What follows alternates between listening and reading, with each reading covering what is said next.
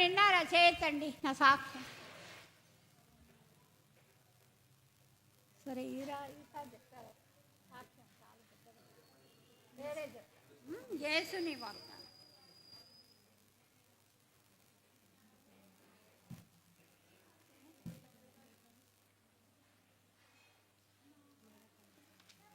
అమ్మ మేరీ రమ్మ పాటలు పాడడానికి.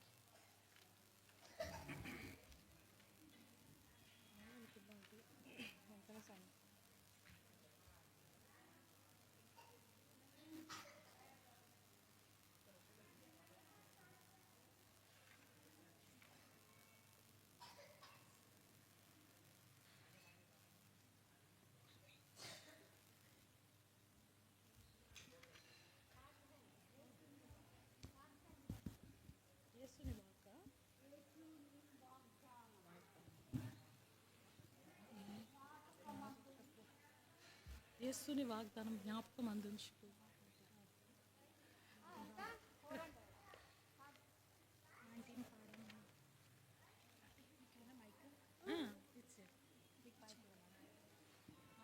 పాట సంఖ్య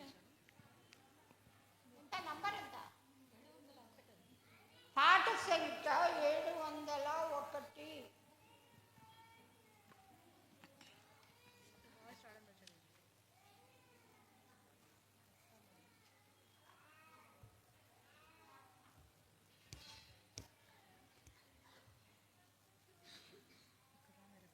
పాట సంఖ్య 701 చాలా మందికి వస్తుంది. యేసుని వాగ్దానము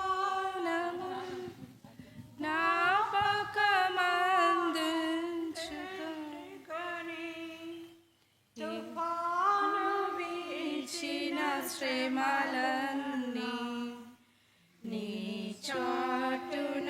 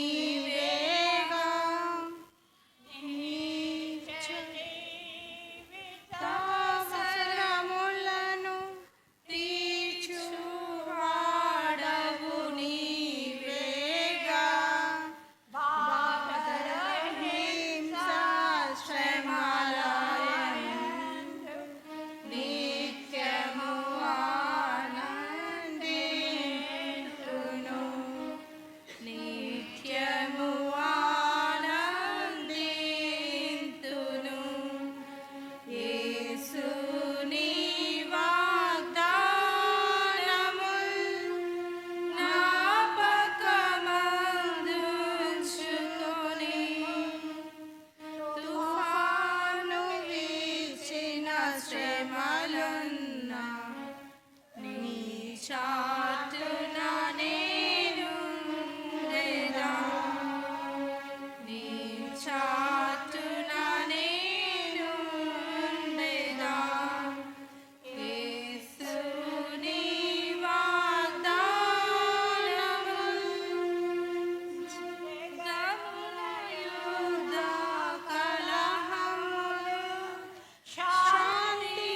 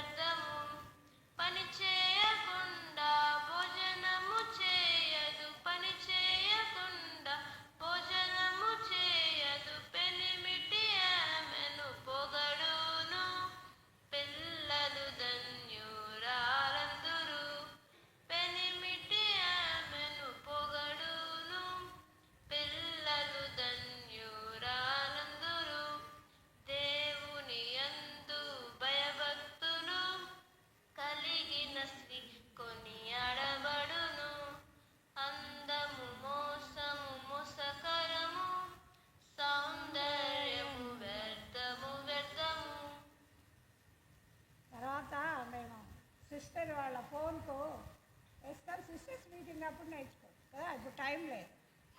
ఇంకోసారి పెడదాం అనుకున్నా. టైం ఎంతండి? గట్టి చెప్పండి. 3. ఓకే.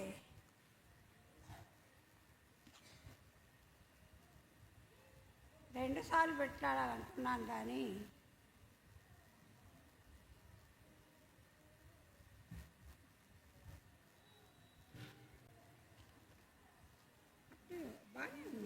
బాగానే ఉన్నింది. నేను మాట్లాడగలిగే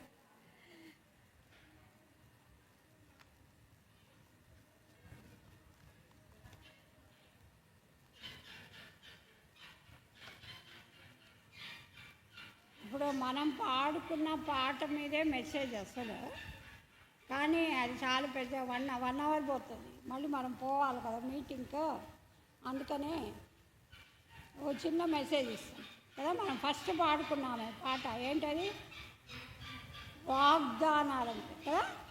యేసుని వాగ్దానాలు జ్ఞాపకం అందించుకొని ఏం చేయాలంట? యేసుని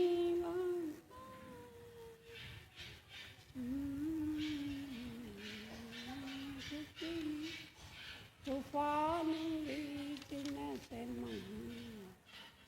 నీ చాటున నేనుండేదా, నీ చాటున నేనుండేదా, యేసుని వాగ్దానము.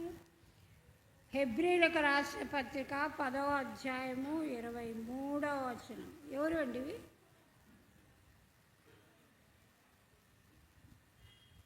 హెబ్రీలకు రాసిన పత్రిక అందరూ తీయండి. మరి నేనేమో వీళ్ళకి అడ్డం ఉన్నా. కొంచెం వెనక్కి పెట్టాలమ్మా, కొంచెం వెనక్కి జరగదు, లేకపోతే ఇట్రండి ఈ పక్కకు. ఒక్క లైన్ వాళ్ళు ఈ పక్క. నేను కనబడట్లే కదా మీకు కనబడుతున్నానా? నేను కనబడకుంటే ఎట్లా? హెబ్రీలకు రాసిన పత్రిక 10వ అధ్యాయము 23వ వచనం తీసారు. అందరు చేయాల. హెబ్రీలకు రాసిన పత్రిక 10వ అధ్యాయము 23వ వచనం చదువుకున్నామా? అందరు గట్టి చదవండి. వాగ్దానము చేసిన వాడు, గట్టిగా అందరు చదవాలి. మీరు వాక్యం ఇది దేవుని వాక్యము. చదవడం నేర్చుకోవాలి మనం. గట్టి చదవాలి. దాంతో గట్టిగా అరుస్తామే. అలానే గట్టి చదవడం నేర్చుకోవాలి వాక్యాన్ని. చదవండి, గట్టి చదవాలి. వాగ్దానము చేసి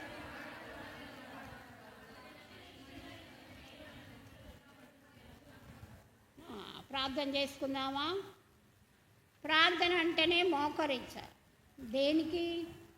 మొదటి సమయాలు 1:30-31 నన్ను గణపరచువాన్ని. నువ్వు గణపరచాలంటే మోకరించాల్సిందే. అప్పుడే దేవుడు మనల్ని గణపరిచేవాడుగా ఉంటాడు.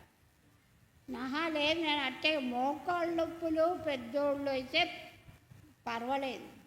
చిన్నపిల్లలు, యవనస్తులు, మోకరించగలిగిన వారంతా మోకరించాల. సరేనా అండి? ప్రార్థన చేసుకుందాం.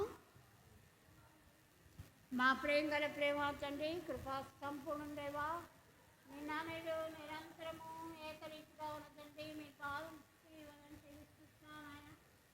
మరొకసారి నంద్యాల బేతనీయ ప్రార్థనా మందిరే మమ్మల్ని తీసుకొచ్చినందుకే ఉన్నారు. ఏ ఉద్దేశంతో అయితే సహోదరులుగా ఇలాగా కూడుకున్నామో అంత ఉద్దేశాలు నెరవేర్చుకోండి అనుకోలేదు. కానీ ఏ ఉద్దేశంతో అయితే కూడుకున్నాము, మీరు ఎరిగిన దేవుడుగా ఉంటున్నారు. మీ జీవన శక్తి గల వాక్కు ద్వారా మాతో మాట్లాడి మమ్మల్ని బలపరచమని, మీ మెల్లనైన స్వరాన్ని మాకు వినిపింపజేసి మమ్మల్ని తృప్తిపరచమని యేసునామమున ప్రార్థించి వేడుకుంటున్నాం తండ్రి. ఆమేన్. అందరు చెప్పాలా? గట్టి చెప్పండి అందరూ. అట్లా చెప్పాలా? సన్నా ఇప్పటి నుంచి ఏ మీటింగ్ అయినా ఎక్కడైనా ఎవరైనా ప్రార్థన చేస్తే గట్టిగా చెప్పడం నేర్చుకోవాలి. ఏంటంటే ఇక్కడ వాగ్దానం చేసిన వాడు నమ్మదైన గనక మన నిరీక్షణ విషయమై మనము ఒప్పుకొన్నది నిశ్చలముగా పట్టుకుందుము. వాగ్దానము నెరవేర్చి వాగ్దానం ఇచ్చి దాన్ని నెరవేర్చే దేవుడు ఎవరండి? మన దేవుడు. సన్నా వాగ్దానము అదేంటి 31 కాదు కానీ మొదటి తారీఖు వాగ్దానం తీసుకుంటారు. దాన్ని చదివి అది బాగాలేకుంటే మళ్ళీ చుట్టూ తిరిగి వచ్చి మళ్ళీ తీసుకుంటారు కదండి. చాలామందిని చూశాను నేను. నా దాదాపుగా 55 ఏళ్ళకు పైన అయింది నేను మారు మనసు పొంది. వాగ్దానం తీసుకుంటారు మళ్ళీ చుట్టూ వచ్చి, నేను ఎందుకంటే ముందు లైన్లో కూర్చుంటాను. అలా కాదు, ఏదో తీసుకోవాలా, అది బాగాలేకపోతే ఆడపడేయాలా, గూట్లో పెట్టాలా కదా. కొంతమంది ఏం చేస్తారు, ఒక వారం రోజులు భద్రంగా పెట్టుకుంటారు కదండి. ఇంకొంతమంది నెల రోజులు, అంతే అయిపోయింది ఇంకా కదా.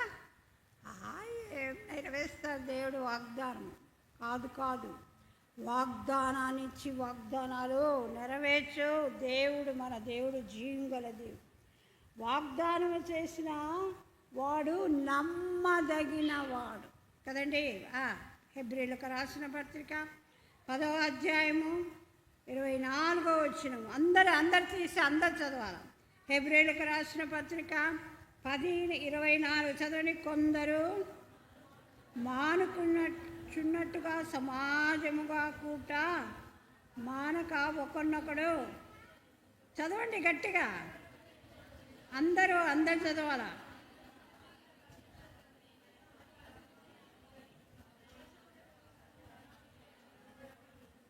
కొందరు మానుకొంచున్నట్టుగా సమాజముగా కూట మానుకొనకుండా హెచ్చరించుచు కదండి.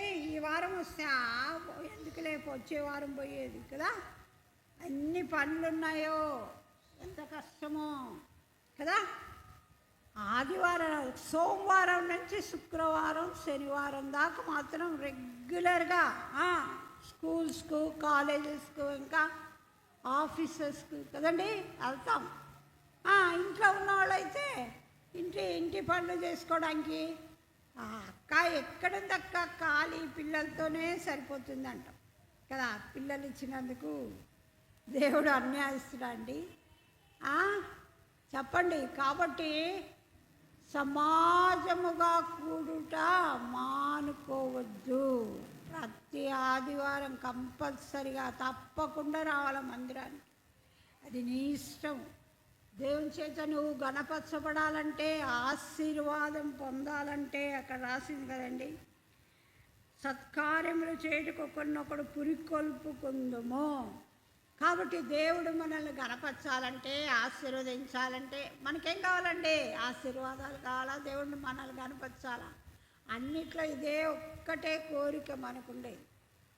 కాదండి, మనము సమాజముగా కూడుట మానుకోవద్దు. జ్ఞాపకం చేసుకోండి ఈ వాక్యం. హెబ్రీ 10వ అధ్యాయము 23వ వచనము, 24, 25. కాబట్టి ఇంకా ఆదివారమే కాదు, ఇంకేంటి, సోమవారం నుంచి శనివారం దాకా జరుగు కార్యక్రమానికి రావాలా? బలి చెప్పిన వాళ్ళే అంటే మీరంటే ముసలోళ్ళు, మీరంటే సేవకులు కదా, వస్తారు. ఇంకేంటండి, అన్ని మీటింగులకు రావాలా? నాకు కూడా పెళ్ళయిందండి. నాకు కూడా 3 పిల్లలు, 2 పాపలు, 1 బాబు. నేనైతే బిడ్డలు స్కూల్ నుంచి వచ్చిన వెంట ఎవరది అమ్మ ఆడదీసుకో బాబుని. స్కూల్ నుంచి పిల్లలు వచ్చిన వెంటనే స్నానం చేపించి 3కి ఏదో ఒకటి దేవుడు నాకు ఇచ్చినది, దేవుడిచ్చినది తినబెట్టి. ఎందుకంటే మేము సేవకులం కదా, హెబ్రోన్లో ఉన్నాం. అప్పుడు ఎంత ఇస్తారండి? నెలకు 100 రూపాయలు ఇచ్చేవాళ్ళు. అది ఎప్పుడు 80sలో, 81వ సంవత్సరంలో. ఏంటంటమ్మా? ఆ 100 రూపాయలకు ఏమొస్తాయండి? పాలు వస్తాయి కదండి. ముగ్గురు పిల్లలకు ఆ నెలకు పాలు, ఇంకా మిగతా అంతా ఏంటి? అప్పుడు అన్నీ విశ్వాసమే. ఎవరండి మీరు? ఏ విశ్వాసులు? ఏం మందిరం పేరు చెప్పాలా గట్టిగా? అన్నీ గట్టిగానే చెప్పాలా? చెప్పడం నేర్చుకోవాలి మీరు. మీకు ఇన్ని రోజులేమో పలకడం మానేశారేమో, కానీ ఈరోజు చెప్పాల్సిందే. ఏం పేరు మీ మందిరం పేరు? బేతనియ విశ్వాసులు. ఎవరండి మీరు? విశ్వసించాలి అన్నిటికీ దేవుణ్ణి.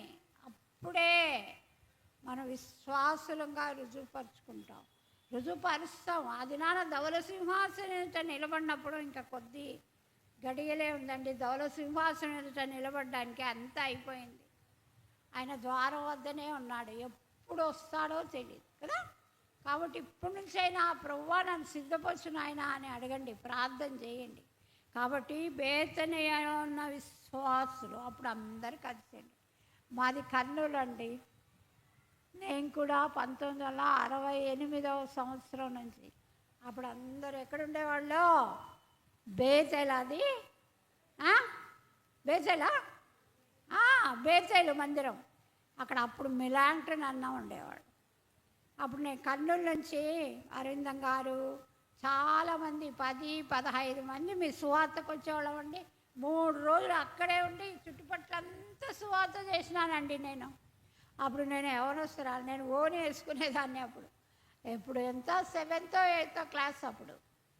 కాబట్టి నంద్యాలంటే కర్నూలు పక్కనే కాబట్టి చాలాసార్లు వచ్చిన. జ్ఞాపకం చేసుకోండి, సమాజముగా కూడుట మానవద్దు దయచేసి. దేవుడు నిన్ను దీవించాలంటే, దేవుడు నిన్ను ఆశీర్వదించాలంటే, దేవుడు నిన్ను అభివృద్ధి పరచాలంటే, ఎందుకండి నాకేనా రోగము, ఎందుకండి నాకేనా ఈ కష్టము, ఎందుకండి నాకేనా ఈ జబ్బు, ఎందుకు నన్ను జ్ఞాపకం చేసుకోవట్లేదా దేవుడు అని అంటావు. కానీ దేవుడు చెప్పినది చేస్తున్నావా? మందిరానికి సకాలంలో వస్తున్నావా? అన్ని మీటింగ్లకు వస్తున్నావా?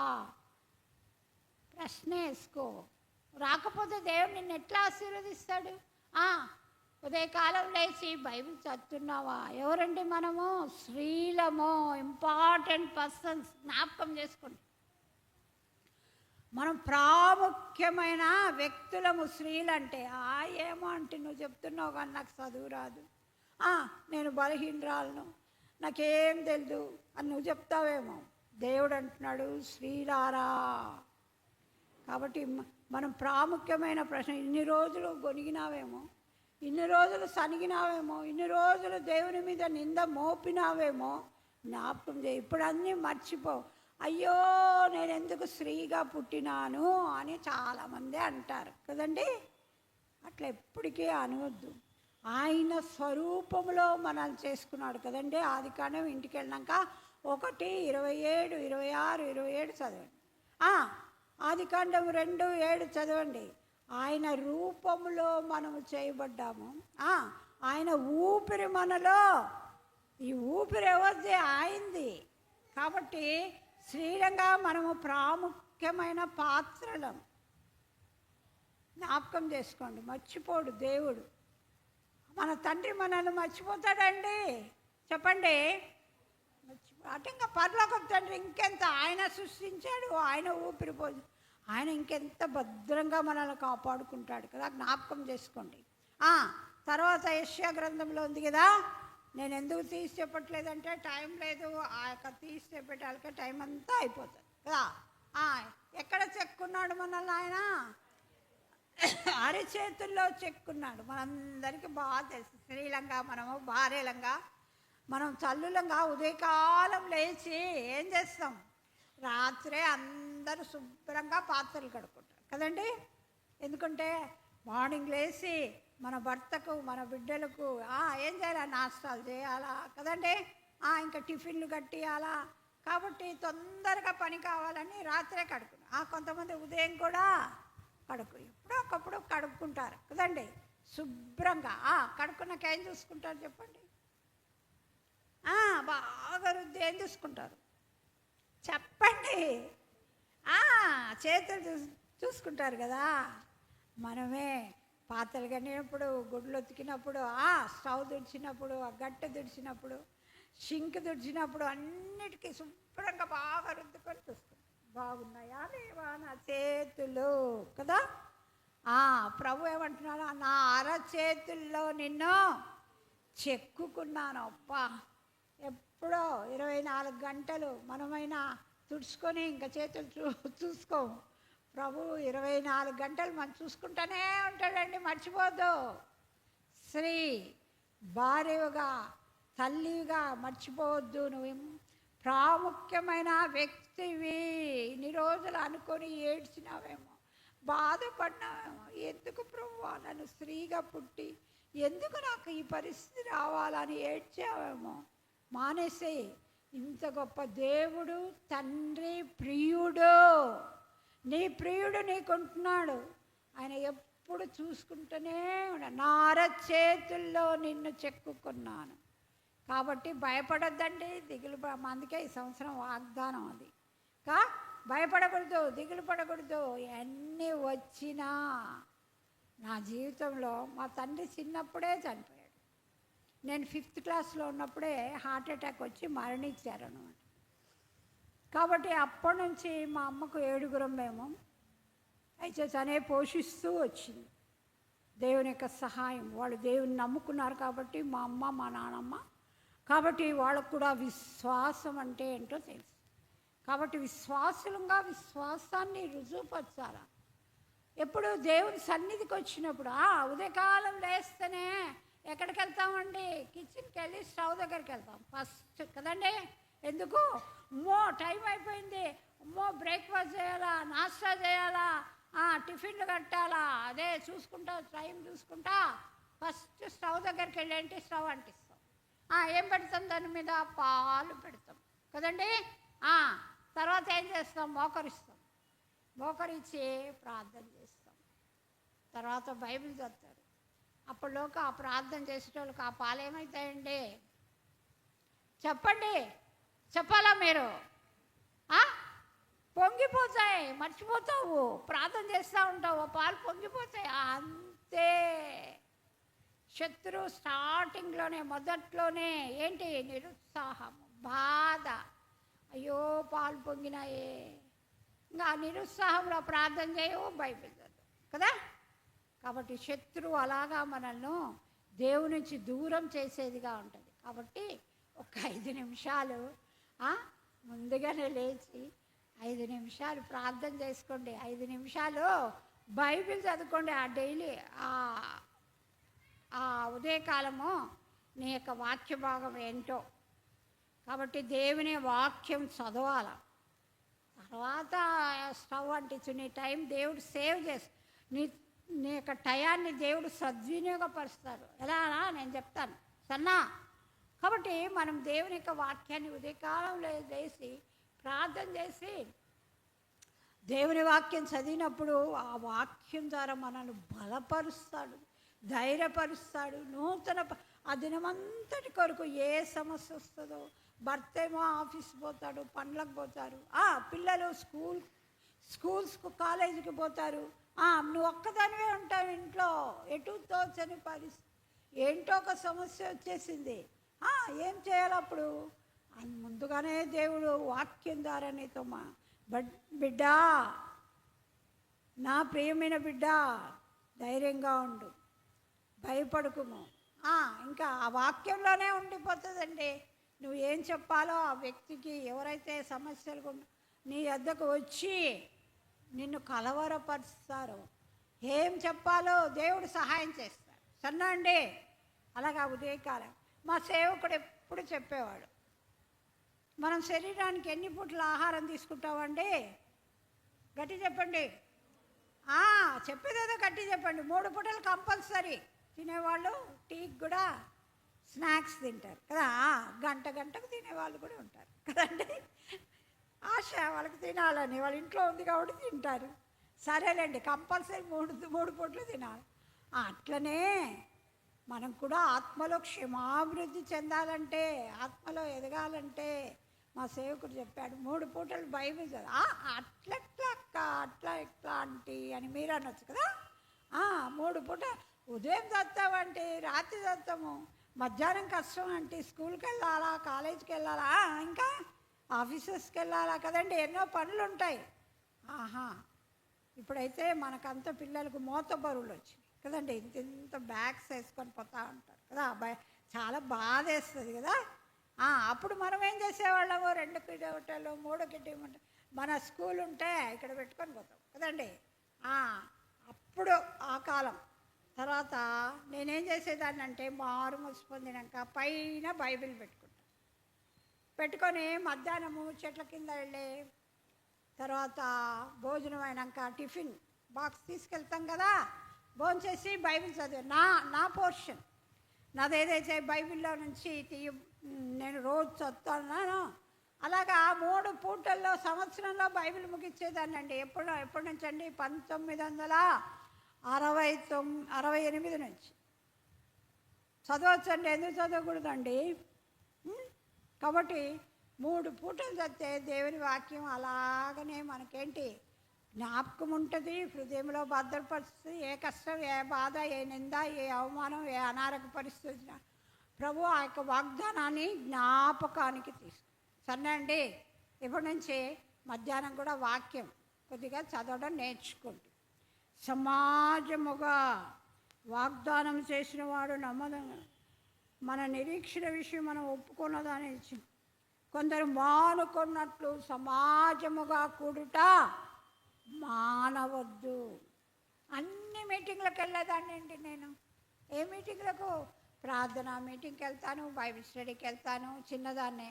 తర్వాత అంటే ఫాస్టింగ్ ప్రేయర్ ఉంటుంది, తర్వాత ఇంకేముంటుంది, ఆల్ నైట్ ప్రేయర్ ఉంటుంది కదండి, ఇంతకుముందే అనౌన్స్ చేశారు. ఇంకేంటి సిస్టర్స్ మీటింగ్కి వెళ్తా అండి చిన్నగా. ఎందుకు వచ్చావు? నా పేరు జమీమా, అందరు జమ్మి అని పిలుస్తారు. ఎందుకు వచ్చినావు జమ్మి అంటే, ఏం రాకూడదా? దేవుని ఇంటికి రాకూడదా? దేవుని వాక్యం వినకూడదా అని చెప్పేదాన్ని. మనకు ఆశ మక్కువ అనేది ఉంటే దేవుని ఇంటికి వస్తాం, దేవుని వాక్యాన్ని చదువుతాం. కాబట్టి జ్ఞాపకం చేసుకోండి, అప్పుడే మనము క్షేమాభివృద్ధిని పొందుతాం ఆత్మలో. జ్ఞాపకం చేసుకోండి. అలాగా దేవుని వాక్యం చదవడం నేర్చుకోవాలి. తర్వాత ఏం చేయాలా? గట్టిగా చదవాలా, గట్టిగా పాటలు పాడాలా. అసలు వినబడదు పాటలు. వాక్యం చదివినారా వినబడదు. అలాగుంటే ఎట్లా అండి? ఇంట్లో బాగా గట్టిగా అరుస్తారే. ఎవరి మీద? భర్త మీద అరుస్తాము, పిల్లల్ని అరుస్తాము, స్కూల్లో కదండి. ఇక్కడ ఎందుకు గట్టిగా వాక్యం చదవరు? నీ ఇష్టం అది. దేవుడు ఒకరోజు లెక్క అడుగుతాడు.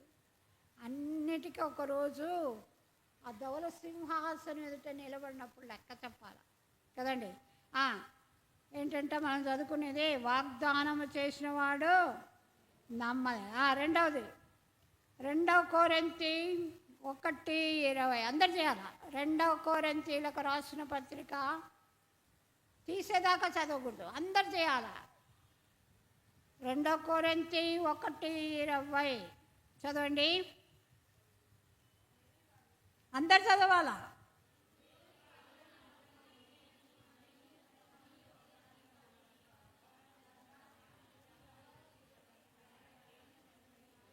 దేవుని వాగ్దానములు ఎన్నైనను అన్నీయును ఏమైనవి? గట్టి చెప్పండి. అవునైనవి. ఆమెన్. ఉందా లేదా? కాబట్టి ఎన్ని అయినా వాగ్దానం అట్లా తీసుకోకూడదు. వస్తేనే ఒక వాగ్దానం తీసుకొని దాన్ని పోయి ఇది బాగాలేదు, నేను ఇంకోటి తీసుకుంటా, అది బాగాలేదు ఇంకో మళ్ళీ ఆదివారం వస్తుంది పెట్టారు కదా ఉదయం, అప్పుడు తీసుకుంటారు మళ్ళీ కదా. అలా కాదు, మనం మారు మనసు పొందినాక ఒక్క వాగ్దానం తీసుకోవాలి. అది తప్పక. ఎందుకంటే మొదటి వచనమే చదివిన వాగ్దానాలు ఇచ్చి నెరవేర్చే తప్పక నెరవేరుస్తాడండి. నేనైతే ఇప్పటికి 55 సంవత్సరాల నుంచి వాగ్దానం ఎప్పుడు 2 సార్లు తీసుకోలేదండి. నేను ఎప్పుడు ఆ వాగ్దానం చేపట్టాలా మనం విశ్వాసులంగా, దేవుని బిడ్డలంగా, ఆయన ప్రశస్తమైన రక్తం చేత కొనబడిన బిడ్డలంగా. జ్ఞాపకం ఉంచుకోండి, తప్పక నెరవేర్చు ప్రభువా. ఈ వాగ్దానం ఒక ఉద్దేశంతో నాకు అనుగ్రహించావు, నెరవేర్చు. ఆయన చిత్తానుసారంగా ఆ సంవత్సరమే నెరవేర్పాలి, లేకపోతే మరుసటి సంవత్సరం నెరవేరుస్తాడు దేవుడు. ఎప్పుడు తప్పిపోడండి ఈ వాగ్దానం చేసిన దేవుడు. జ్ఞాపకం ఎన్నైనను దేవుని వాగ్దానం ఎన్నైనను అవన్నీను క్రీస్తు నందు అవునైన ఆమెన్ కదండి. ఆమెన్ అంటే అలాగూ కలుగునుగా, తప్పక కలుగుతాయండి. నెక్స్ట్ అపోస్తుల కార్యము 2:39. అపోస్తులకు అందరు చేయాల. అపోస్తుల కార్యములు 2:39. మీకు బైబిల్లోని వాక్యం చేయడానికి రాకపోతే ఆ బైబిల్లోని పుస్తకాలు ఉన్నాయి కదా, కంటత పెట్టండి, ఏం పర్లేదు. మన ఇంట్లో కూర్చొని కంటత పెట్టడానికి ఏమైంది కదా, అప్పుడు టకామని తీసేస్తాం. అపోస్తుల కార్యము 2:39 చదవండి.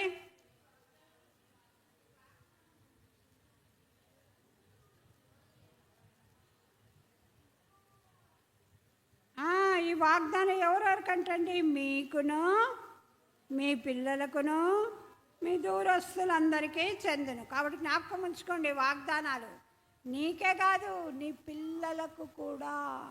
వాళ్ళకే కాదు, మీ అమ్మ నాన్న, మీ అన్నదమ్ములు, అక్క చెల్లెళ్ళు కదండి, మీ యొక్క బంధువులు, మీ దూరస్తులందరికీ చెందును. అపోస్తుల కార్యము 13:33 తీయండి. అపోస్తుల కార్యములు 13:33 చదవండి అమ్మ, గట్టి కదా.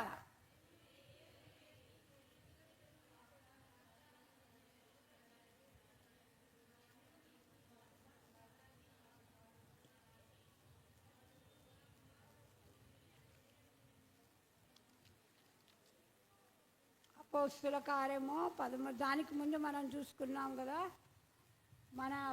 మన ఇంటి వారికి కూడా కదండి, మనకు, మన పిల్లలకు, మన దూరస్తులందరికీ వ్రాయబడి ఉంటున్నది అక్కడ. ఎవరంటండి మన ఇంటి వారంటే? ఏంటి? మన భర్త, తర్వాత మన కొడుకు, మన కూతురు కదా, వాళ్ళకని దేవుడు వాగ్దానం చేశాడు. ఏంటంటే వాళ్ళు ఒక సిస్టరు, మేము బొల్లారంలో హెబ్రోన్లో ఉండేవాళ్ళము. 1993 మమ్మల్ని అక్కడి నుంచి బొల్లారం సెకండ్రాబాదే అక్కడికి ట్రాన్స్ఫర్ చేశారు, అక్కడ పంపించారు. అక్కడ ఒక సిస్టరు రోజు వచ్చి ఉదయం ఏడుస్తుంది. అంటే ఇంట్లో అంతా పని అంతకు వచ్చి ఏడిస్తే ప్రార్థన చేసి వెళ్ళిపోతుందండి. ఎందుకు ఎప్పుడు రోజు వచ్చి ఏడిస్తే, ఒకరోజు ఏం సిస్టర్ ఎందుకు ఏడుస్తున్నావు అని అడిగిరా. కాదు సిస్టర్, మా భర్త మారు మనసు పొందలే, బాగా కొడతాడు సిస్టర్. ఇదే సిస్టర్ వాతలు చూడండి సిస్టర్, అంత కందిపోయింది, అంత రక్తం అంతా గడ్డగట్టింది. కొడతాడు సిస్టర్, తాగొస్తాడు సిస్టర్ బాగా. కాబట్టి మందిరానికి వచ్చి ప్రార్థన చేస్తాను, నా మారు మనసు పొందుతాడని నేను వచ్చి ప్రార్థన చేసుకుంటా సిస్టర్ అని చెప్పేది. సరే సిస్టర్, ఈరోజు నుంచి మనం ప్రార్థన చేస్తాం. సరే, ఇన్ని రోజులు ప్రార్థన చేసినా కదా, దేవుడు వింటాడు. అయితే వాగ్దానం పెట్టి ప్రార్థన చేస్తాం. ఏముందండి? అపోస్తుల కార్యం 16:30-31 ప్రభువైన యేసునందు నీవును నీ ఇంటి వారును.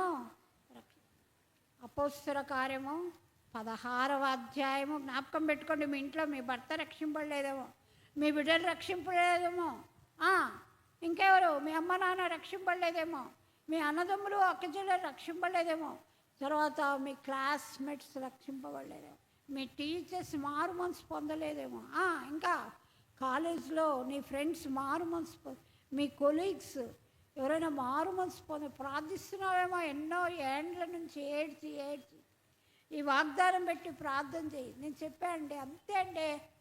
ఒక వారం లోపల ఆయన మారు మనసు పొంది బాప్తిసం తీసుకున్నాడు. ఇంకేంటండి, ఇంత బ్యాగ్ నిండా సువార్తలు పెట్టుకొని సువార్తకు పోతాడు రోజు.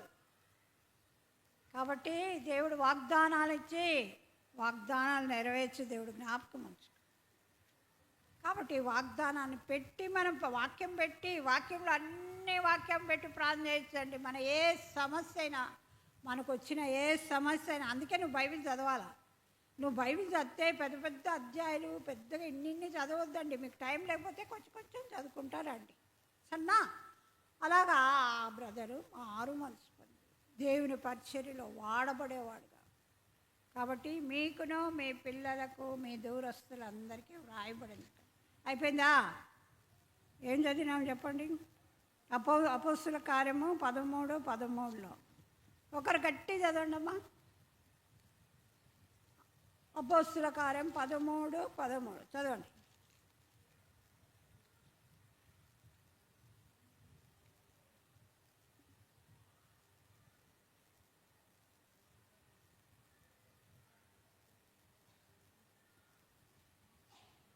కాదు, సారీ, క్షమించండి, అదే నా చదివింది. ఇప్పుడు 4వది ఎఫ్ఎస్సీలకు రాసిన పత్రిక 6:2-3. ఎఫ్ఎస్సీలకు రాసిన పత్రిక 6వ అధ్యాయము. అందరు చేయాలి. 1 కొరింథీ, 2 కొరింథీ, గలతీయులకు, ఎఫెసీయులకు 6:2-3 గట్టి చదవండి అందరూ. నీకు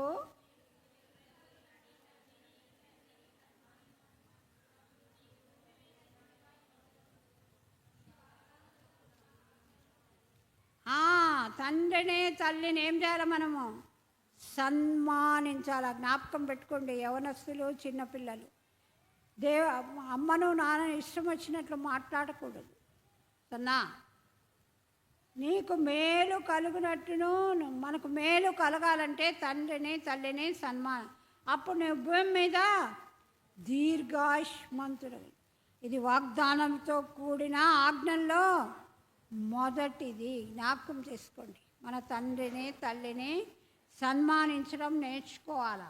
1 యోహాను 2:25. 1 యోహాను 2:25 అందరు చేయాలి. 1 యోహాను ఎక్కడుంది చెప్పండి? ప్రకటన ముందు.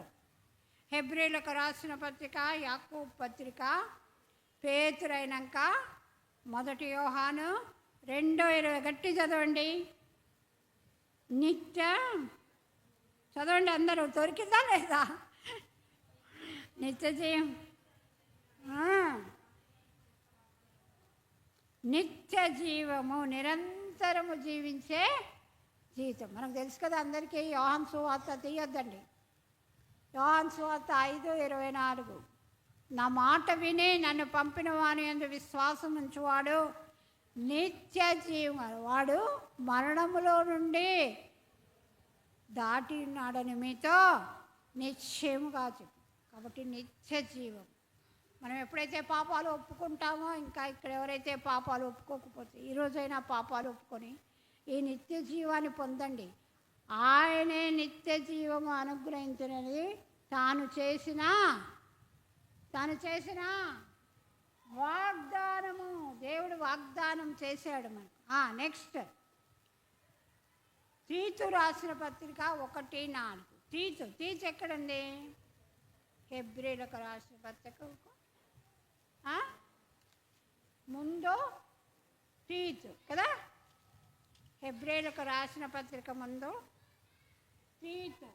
ఎంత? తీతు 1:4. కానీ ఇక్కడ 3-4 అంతా